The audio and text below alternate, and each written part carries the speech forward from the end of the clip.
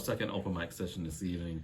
We're so happy to have Ricky Versetti back in studio with us. How are you doing? Oh man, I am doing great. It's so good to be back. It's been a while. Yeah, it's been a minute, Yeah. and nice to have you in these digs now as well. Yes, I came to the new studio and I'm impressed, man. You guys got it going on. And we're trying. You guys got it going on. Man. Speaking of going on, you have been a busy boy. I try to stay busy. Yes, they say an idle mind is the devil's playground. So I try to stay busy. Absolutely. True that. Try to stay busy. Man.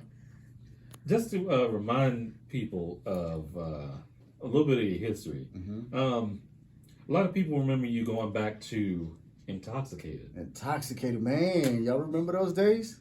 Wow. We remember the very first time we saw you on stage, and I think I still have the video footage of that. And story I've never told you about. I did not like that performance. You know what? I know you didn't like that performance. Did you? Yes, I heard you say that we shouldn't have won that day. I did say that because based on the performance, it wasn't good and it wasn't you.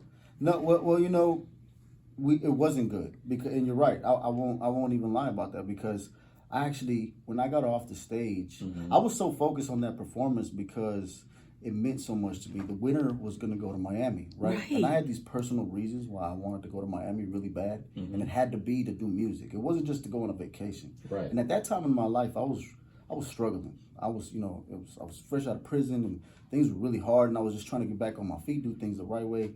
And music was always that outlet, And I needed to get to Miami, so I entered this. It was one of those moments where you overthink something. And I entered this competition, and I'm like, I'm going to win. I know I'm going to win. I just was convinced I was going to win. I get up there, and I actually have one of the worst performances that I was like, I remember getting off stage and beating myself up. Wow. Because I lost. I forgot my lyrics, and I remember thinking I blew it. Like I really blew it, and I was really upset with myself, and I was angry because of these other guys that had performed were really good, So I was like, "There's no way we won." And somehow, when they called the winners out, I was just as surprised as you guys. I really was, but I feel like that it was just written that way for me because that experience actually opened up so many doors, and led to pretty much everything that we're doing right now. I can literally give you a chain of events from that day. Wow. That has led to where we're at today. So whether it was my best performance or not, it was written for me. It had to be that way. And you know what they say, when it's God's will, it's God's will. Yeah, absolutely. So here we are today. And I'm grateful because I was just like you guys. That was not my best performance. It definitely was not. And I'm honest with myself. I have some good ones, and that was one of the bad ones. And it meant so much to me. So to mess it up to me it was devastating. But But it's still what you did shone through to the judges that were on that stage. Yeah. And they saw that, and maybe they saw performances before that. I don't know. So you want to know a little story behind one of the judges, right? DJ Hard Hitter. Okay. He's actually one of the DJs that works with Rap a Lot. He's real close with Rap a Lot. He has a real close relationship with Rap a Lot. He's always over there. He was one of the celebrity DJs, and we actually, when we won, we went to Miami. Now, the Miami trip was, you had to get there. Once you got there, everything was taken care of. Room, food, all the events were free, but you had to get there. They weren't flying you out there. Okay. So getting there was an adventure in itself. We got over there, because like I said, we were struggling. Yeah. So we got over there. I remember we had an ice chest in the back with bologna and stuff like that. And on the way back, we actually ran out of gas money, and we stopped at a gas station and had to sell some of the CDs that we had just to be able to barely make it back. But while we were up there, we're at one of the events, and DJ Hard Hitter's there. Yeah. And he's like, "Hey, you guys are intoxicated. Y'all from San Antonio?" I was like, "Yeah, you Hard Hitter." He's like, "Yeah, man." He's like, we from Texas. We out here representing, right?" So I was like, "Yeah, I like that." And he's like, "You know that I'm the one that pushed y'all through?" And I was like, "What?" He was like, "Yeah." He was like, "It was one vote, another vote." He's like, "And mine was the deciding vote." Whoa. He's like, "And I'm the one to push y'all through." He's like, "I think you got something." And I was like, "Wow." And then he's like, "Where y'all going right now?" I'm like, "Well, we're about to go back to the hotel." He's like, "Can I ride with y'all?" And to us, I was like, "Whoa, one of the celebrity judges wants to ride with us, God, yeah. So we were like, "Yeah, of course, man, let's go." And that's how I solidified my relationship with Hard Hitter. And when he gets in the car, we're in the Chrysler 300. When he gets in the car, he sees the ice chest and he busts out. He's like, "Oh, y'all guys got the ice chest." We're like, "Yeah, man." He's like, "Y'all really grind." And he's like, "I love it. I love it." And it made an impression on him, you know. And now me and Hard Hitter, you know, he actually invited us to a mixer at Rap-A-Lot. Word. Yeah. Nice. And I met Jay Ellis, who was one of their top A&Rs at one point. After that, Jay Ellis is like, me and Jay Ellis started talking business, and he tells me, he's like, he's like, not a lot of people can have these kind of conversations. He's like, you've done your research. I'm like, I like to know what I'm doing, you know? Thank you. Yeah. And he says, we're about to go to the Big Crit concert. He's like over at the music, one of the Houston warehouse or something like that. I forgot what the name of the Warehouse Live. Warehouse Live, there you go.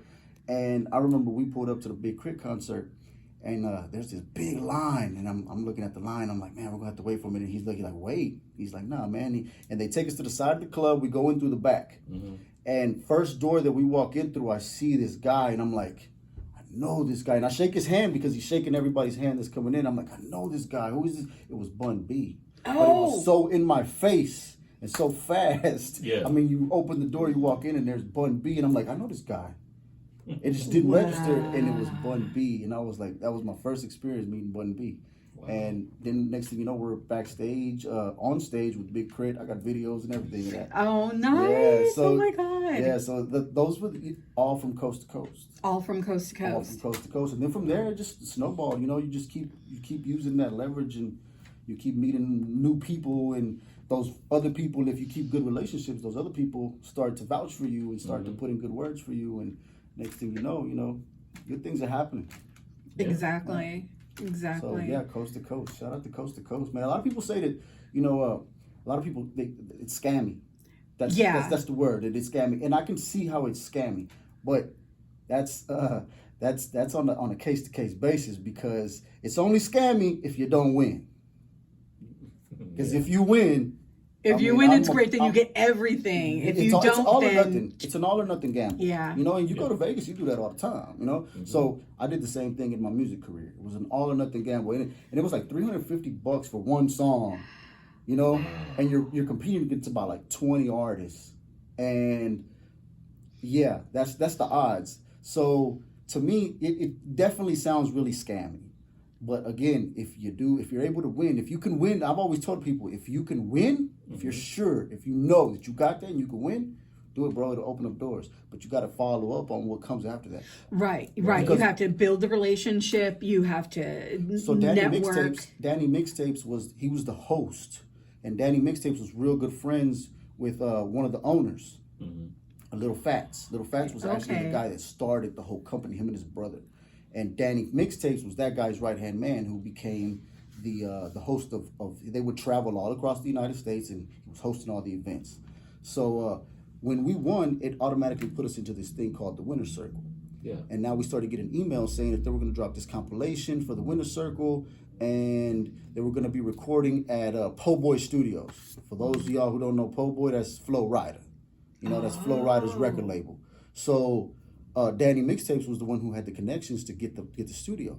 So the email says, we're going to send y'all beats from Grammy Award winning, Grammy nominated, all these prestigious producers. You choose the beat you want, make the song, and if the song is good enough, you put it on the compilation.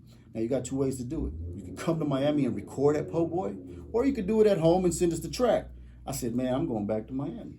There's that's the hustle. Go be in the room. Be present. Yes, because being able to get in that room, even if you don't do anything, you get in that room and you shake those hands. Well, we didn't get it on the compilation because I never heard it. But me and Danny, next thing you know, Danny's coming to San Antonio doing other showcases, and he's like, "Hey, come perform." Nice. Now I'm a showcase artist. I'm not a paying artist no more. Now and I didn't pay him nothing. He's just like, "Hey, come perform. I'll give you a set." And he's coming to my house, and he's hanging out, and we doing our thing, and everything is great. So I made that kind of relationship. And then they hit me up with another email. We're doing another compilation. This one is in it was at what was this guy? Crooked Eyes studio in Hollywood. Wow. Nice. Yeah. So Oh now my we're in gosh. Crooked Eye Studio in Hollywood, and we're working out of that. And again, it's Danny. So now there's a thing I've always said: people that when you travel and you move around, and you meet these people, and you see each other in different cities, you build this bond. It's different. Yeah. You know, it's So, like dude, you're out here I just too? saw you in New Yeah. York, man, and now we're out here in LA, and that's just a bond in itself. You know, Yes. That's what's because a lot of people don't move that way. So yeah, I was able to do all that, man. It's been good. Man. Hey, y'all, stay tuned. We've got more coming up in this block of music. We have tracks from Nelly Nails and Squishy. But let's go ahead and get into a track from Ricky Versetti. This is Oh Well. Oh well. Don't go anywhere, y'all. More coming up. This is the Urban Suite KSYM, San Antonio College Radio.